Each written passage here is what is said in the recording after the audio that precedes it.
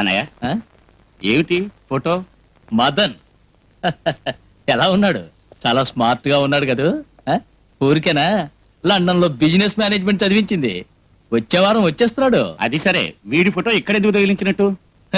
నా బిడ్డ ఫోటో నా ఇంట్లో తగిలించకుండా వేరే ఎక్కడ తగిలించమంటావు? Catch my point. బిడ్డ పెదనాన్న కారులో దొరికిన అనాథ కదా వాడు. అరే ఫోల్, అనాథన్ నువ్వు వాడిని అన్నట్టు వాడి చెవిని పడితే నిన్ను చంపేయగలడా? అన్నయ్య, ఏదో వాడిని బాగా చదివించావు సరే, వాడిని నీ బిడ్డ అంటున్నావే, వాడు నా యావదాస్తికి ఏకైక వారసుడు. Catch my point. ఇదేమిటి నాన్న? పెదనాన్న నన్నే మీ బిడ్డగా ఎంతో ప్రేమగా పెంచారే. పెంచాను, కానీ నువ్వు పెరగలేదే. బుద్ధిగా చదువుకోరా అన్నాను, నువ్వు చదువుకోలేదు. బెంగళూరులో ఏ బారు నైట్ క్లబ్ వదలకుండా ఇష్టానికి తాగి తందనాలాడావు. కానీ మదన్ చక్కగా చదువుకున్నాడు, ఫారెన్ వెళ్ళాడు, వారసుడు అయ్యాడు. అన్నయ్య, వాడెవడో అనాథ, కానీ రాము నీ తమ్ముడు కొడుకు, నీ రక్త సంబంధం. అవునవును, నీ కొడుకు రక్తంలో బ్రాందీ విస్కీలు తప్ప ఇంకేమున్నాయిలే. పెదనాన్న రే ఇలా చూడు, డోంట్ స్పాయిల్ మై మూడ్. నేను రిటైర్ అయిపోయేవాడిని. నెక్స్ట్ వీక్ మదన్ వచ్చేస్తున్నాడు. నీకేం కావాలన్నా వాడితో మాట్లాడుకో. ఇంతకు మించి నాతో ఏమైనా మాట్లాడదలుచుకుంటే కొండ మీద బంగ్లాకి వచ్చి కలుసుకో. మిస్టర్ శివకాశి, అన్ని రెడీ సార్. కొండ మీద బంగ్లాని మీరు ఒక్కసారి చూసి ఓకే అంటే చాలు. కారు కూడా రెడీగా ఉంది. వెళ్ళి చేరడానికి రాత్రి అయిపోతుంది. నేను కావాలంటే తోడు. నో, నాకు తోడు నెక్స్ట్ వీక్ వస్తున్నాడు. Catch my point.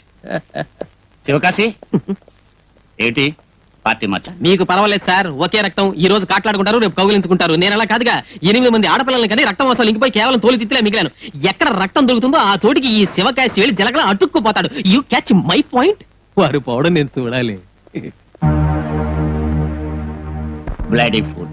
ఏదో అనాథుణ్ణి పెంచాడు అనుకుంటే వాడి ఫోటో తెచ్చి నట్టింట్లో తగిలించాడు. రేపు వాడు ఊళ్ళోకి రాగానే ఆస్తి మొత్తం వాడి పేరు రాసి పారేస్తాడు.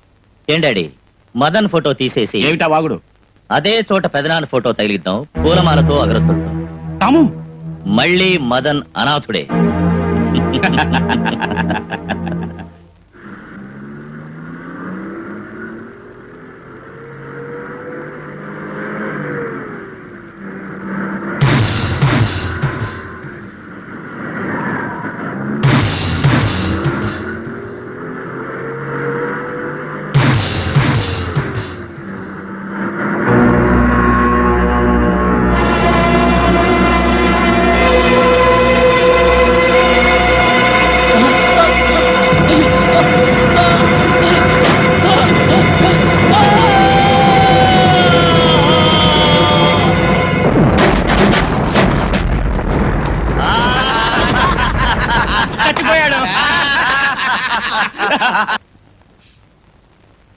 మా నాన్నగారు పెదనాన్నగారు రామలక్ష్మణ్లా ఎలా ఉండేవారో మీకే తెలుసు. పెదనాన్నగారికి కన్నీటితో శ్రద్ధాంజలి ఘటించే కంటే వారు కన్న కళ్ళని నిజం చేస్తేనే వారి ఆత్మకు శాంతి. కానీ వారు స్థాపించిన ఇంత పెద్ద వ్యవస్థకు ఎవరు బాధ్యత వహిస్తారు అని ఆలోచిస్తే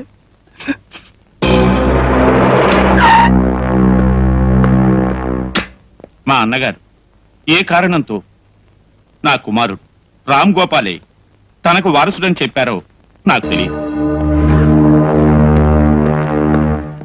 ఏ వీలునామా వారు రాయనందువల్ల, రామ్ గోపాలికి పెదనాన్న కావడం వల్ల, రామ్ గోపాల్ మీద వారికి ఉన్న ప్రేమ వల్ల ఈ కంపెనీ ఎండి అనే పదవిని నా కుమారుడికి చట్ట ప్రకారం ఇస్తున్నాను.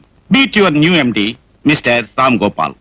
Welcome to Gopal and Madan group of industries.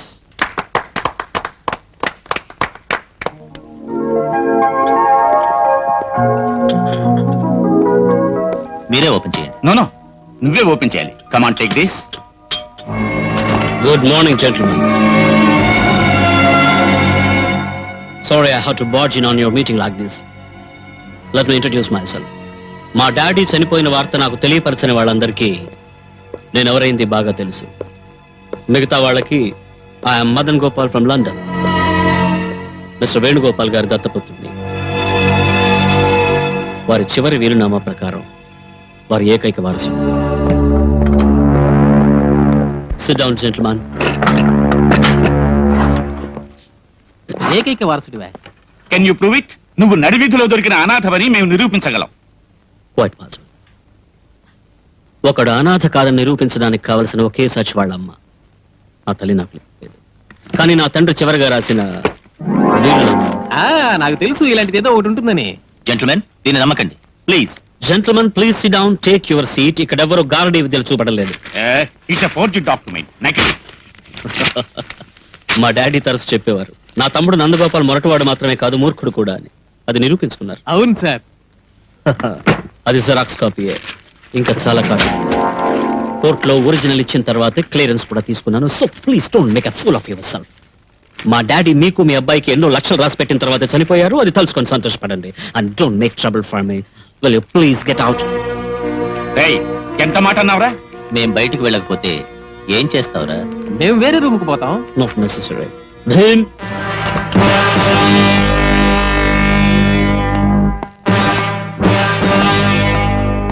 Bhim, throw this gentleman out.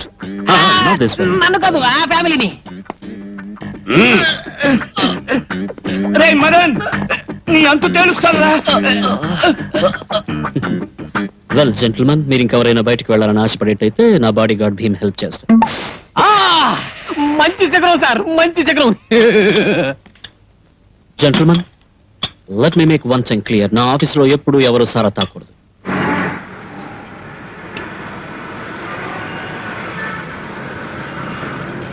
ముప్పై ఏళ్ళుగా తమ నాన్నగారు నాకు తెలుసు. వారి సొంత లెక్కలన్నీ నేనే చూస్తుంటా. బాధ్యతే. మీరు 30 సంవత్సరాలుగా రాస్తున్న అకౌంట్స్ నేను 3 రోజుల్లో పూర్తిగా చూసేశాను.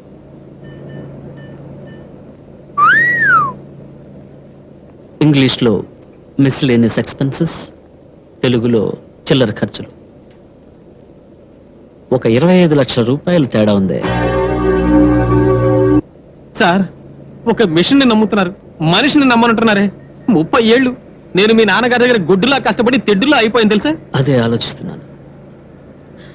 మిమ్మల్ని ఎప్పటిలాగా పియగానే ఉంచాలా లేక జైల్లో ఉంచాలా? Catch my point.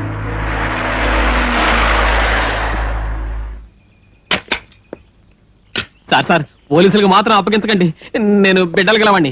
మొదటిది ఆడపిల్ల పుట్టిందని ఆశగా మహాలక్ష్మిని పేరు పెట్టాను. వరుసగా 8 మంది ఆడపిల్లలు సార్, అష్టలక్ష్ములు సార్. అదేమిటో తెలియదు సార్. పెళ్ళాన్ని ఒక్కసారి ఓరగా చూస్తే చాలు వెంటనే పురుడే. 8 మంది కూతుల మీద ఒట్టేసి చెప్తున్నాను సార్. నేను దొంగిలించలేదు సార్. పెళ్ళైందా? పెళ్లి కాకుండా పిల్లలు ఎలా పడతారు సార్? సార్, మీ గురించి అడగలేదు, మీ అమ్మాయిలకి అయిందా అని. 6 కాలేదు, 2 అమ్మాయిలకి అయింది. 3వ అమ్మాయికి మంచి సంబంధం దొరికింది. అది చెప్పాలని వచ్చాను సార్. మీకు 3 బాగలేదు, నాకు టైం బాగలేదు. అది సరే, అమ్మాయి పెళ్లి ఎలా చేస్తారు? పురోహితుడిని పెట్టి. ఆ విషయం కాదు, మీరు జైలుకి వెళ్తే మీ అమ్మాయి పెళ్లి ఎవరు జరిపిస్తారని. అయ్యో, దొంగిలించానని ఒప్పుకోండి, పెళ్లి నేను జరిపిస్తాను. సార్ నేను దొంగిలించలేదు sir. You may go. Sir బయటికి తగలడవయ్యా బాబు. ఓకే.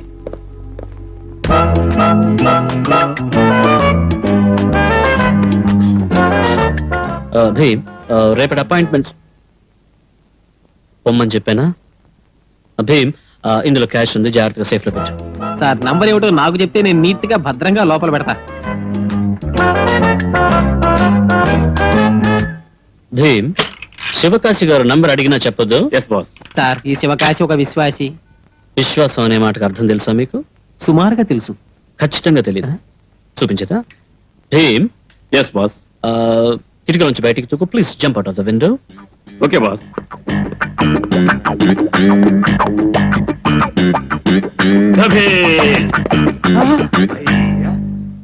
ఏమిటి సార్ దూకేశాడు? అవును, ఏ నేను యజమానిని, నేనేం చెప్పినా చేస్తాడు. ఖుషీగా ఉంది. మళ్ళీ దొక్కమంటారా బాస్? వద్దు, పైకి రా. చూసారా, ఇదే విశ్వాసం. మీకు ఎలా అవుతుందా? ఓకే, ఇంకో వారం టైం ఇస్తున్నాను. దూకడం ప్రాక్టీస్ చేయడానిక సార్? 1 సంవత్సరం టైం ఇచ్చినా నేను దూకలేను సార్. అది సిల్లీ ఫెలో ఐ సే. మీరు వెళ్ళొచ్చు సార్. ఒకేసారి పర్మనెంట్ గా పొమ్మంటున్నారా? సరే, దొంగిలించాలని ఒక్కసారి నిజాన్ని ఒప్పుకోండి, మీ అమ్మాయి పెళ్లి నేను జరిపిస్తాను. Believe me. సార్ నేను దొంగిలించనే లేదు సార్.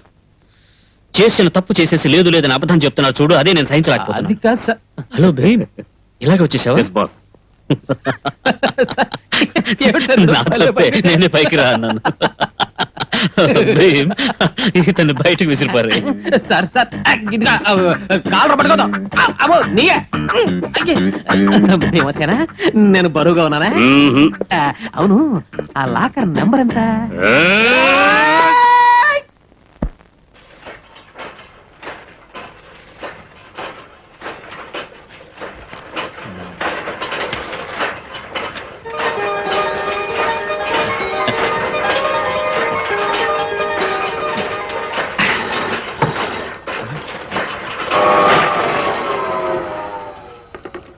హలో, మెడ్రాస్ నుంచి ట్రంక్ అలా ఇవ్వండి ఇవ్వండి ఇవ్వండి. హలో డేవిడ్, బ్రహ్మాండంగా వచ్చే బ్రదర్, టాప్ గా వచ్చే. ఏంటి తప్ప రాదు బ్రదర్, టాప్. 5 లక్షల రూపాయలు వినిపిస్తుందా? ఏంటి ధనలక్ష్మి పలుకుతోంది? అవును, నాకు మైకేల్ కి పాస్పోర్ట్ వీసా అన్ని రెడీ చేసావు కదా. మెడ్రాస్ వచ్చాక డైరెక్ట్ గా సింగపూర్ కే వెళ్తాం. అవును, మీ తమ్ముడా మైకేల్ నైట్ ఫుల్ గా ప్రింటింగ్ వర్క్ జరిగిందిగా, అందుకే ఆదమర్చి పడుకున్నాడు. మెడ్రాస్ వస్తే ఎక్కడ ఉండాలి? ఏంటి ఐజీ ఆఫీస్ మేడం మీద? అలాంటి చోట వద్దురా. ఓహో కరెక్ట్ కరెక్ట్, అక్కడైతే మనల్ని ఎవరు అనుమానించరులే. నువ్వేం కంగారు పడకు, నరమానవుడు కూడా తెలియదు. అవును పెట్టేవయ్యా.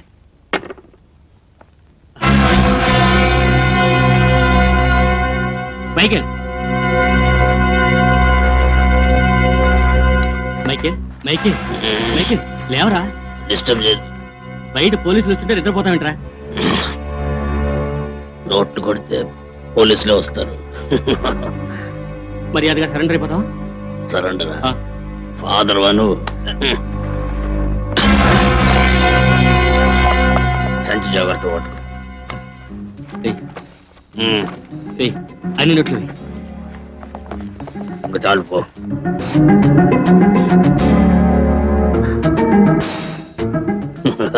ఇప్పుడేం చేయమంటావు? దూకే అవతలకి.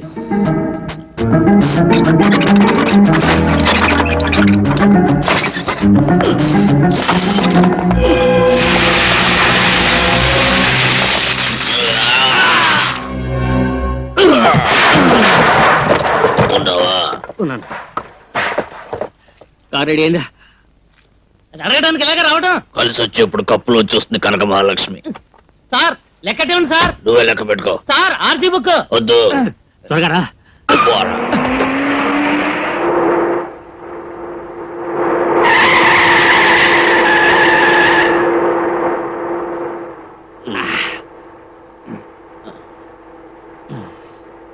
మైకేల్, మెడ్రాస్ వెళ్ళిన వెంటనే డేవిడ్ దగ్గర పాస్పోర్ట్ వీసా తీసుకుని సింగపూర్ వెళ్ళిపోతాం కదా, తప్పకుండా వెళ్ళిపోతాం కదా.